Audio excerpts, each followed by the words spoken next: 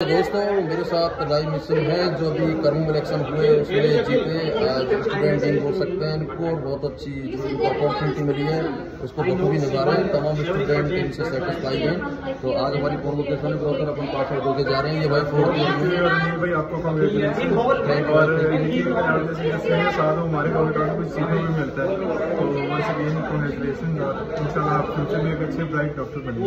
और दोस्तों ये अपने हंसला भाई है पाकिस्तान से हैं। हंसला जी आपने बहुत शुभकामनाएं आपको और बहुत बहुत मुबारक हो कि आप ग्रेजुएट हो गए। और अनमोटी के बारे में क्या कहते हैं? बहुत अच्छा एक्सपीरियंस है। स्टूडेंट से मैं कहना चाहूँगा कि एडमिशन बहुत अच्छी यूनिवर्सिटी है यहाँ पे। तो दोस्तों आज हमारी जो यात्रा कंप्लीट हो रही है। अभी हमारी जूनियर फोर्थ ईयर में संभालनी है और जूनियर को ध्यान रखना है। ओके ब्रो, आज के लिए इतना ही। जय हिंद।